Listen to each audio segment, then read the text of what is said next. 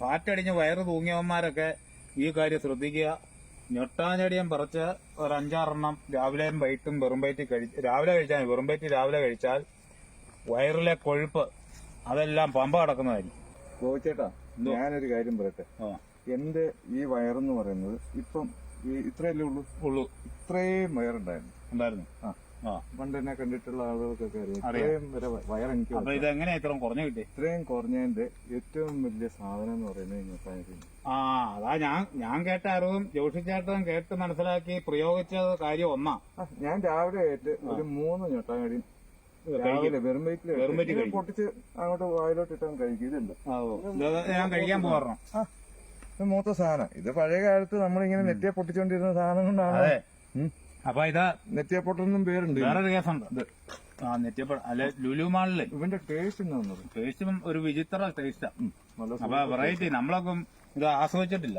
എന്റെ ഒരു പാർട്ടിക്ക് ഉദരസംബന്ധമായ വായുക്ഷോഭം കൊണ്ട് അവര് അലട്ടുവാണ്. അപ്പൊ ഞാൻ ഞൊട്ടാഞ്ഞൊടിയും തപ്പി നടക്കുമായിരുന്നു. അപ്പൊ ഇപ്പൊ ഇത് ജോഷേട്ടന്റെ അടുത്ത് വന്നപ്പോ ഈ ഔഷധ കൂട്ടുള്ള ഈ പറമ്പില് ഈ ഞൊട്ടാഞ്ഞൊടിയും കണ്ടെത്തിയിരിക്കുകയാണ്. അപ്പൊ ഇതിന്റെ കാ നമ്മൾ ശേഖരിച്ചുകൊണ്ട് പോയി നമ്മുടെ സുഹൃത്തിന് കൊടുക്കുകയാണ്. അപ്പൊ പുള്ളിക്ക് എപ്പോഴും വയറ് നിറഞ്ഞിരിക്കുക. അപ്പൊ ഇതിന്റെ വായുക്ഷോഭം മാറാനും വയറ് ക്ലിയർ ആക്കാനും ഏറ്റവും നല്ല അത്യുത്തമമായ ഒരു ഔഷധം എന്ന് പറഞ്ഞാൽ ഈ ഞൊട്ടാഞ്ഞൊടിന്റെ ഈ കായാണ്. അപ്പൊ ഇത് ഈ കാ പറിച്ചിരിക്കുകയാണ്. 5-6 നമുക്ക് തന്നിട്ടുണ്ട്.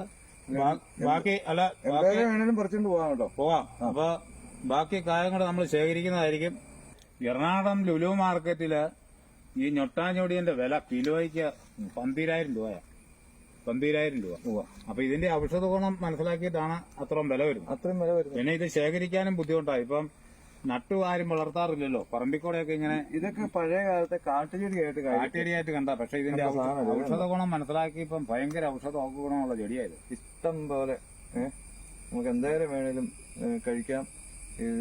കൂടുതൽ കഴിക്കാൻ പാടില്ല. ഒരു 3-4 എണ്ണം ഒരു ദിവസം രാവിലെ നമ്മൾ കഴിക്കാവുള്ളൂ. പിന്നെ വൈകിട്ട് വേണമെങ്കിൽ കഴിക്കാം. ഞാൻ രാവിലെ മാത്രമേ കഴിക്കാറുള്ളൂ. അപ്പൊ വയറ് കംപ്ലീറ്റ് കുറഞ്ഞു. മൊത്തം ഈ ഫാറ്റെല്ലാം പുറത്തു തള്ളി.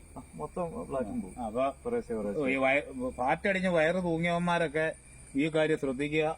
ഞൊട്ടാഞ്ഞടിയം പറിച്ച് ഒരു 5-6 രാവിലെയും വൈകിട്ടും വെറും വയറ്റിൽ രാവിലെ കഴിച്ചാൽ വെറും വയറ്റിൽ രാവിലെ കഴിച്ചാൽ വയറിലെ കൊഴുപ്പ് അതെല്ലാം പമ്പ കിടക്കുന്നതായിരിക്കും. അപ്പൊ ഈ ചെടി കണ്ട് മനസ്സിലാക്കി തൊടിയിൽ എവിടെയെങ്കിലും ഉണ്ടെങ്കിൽ ഇതിന്റെ കാകള് ശേഖരിച്ച് രാവിലെ കഴിക്കുന്നതാണ് ഉത്തമം. പിന്നെ വൈകുന്നേരം വേണമെങ്കിൽ കുറച്ച് കഴിക്കുന്നത് നല്ലതായിരിക്കും. ഈ കായുടെ അകത്തുനിന്ന് വിത്തിന്റെ ഇതെങ്ങനെയാ എടുത്ത് കഴിക്കുന്നതെന്ന് കാണിക്കാൻ പോവാണ്.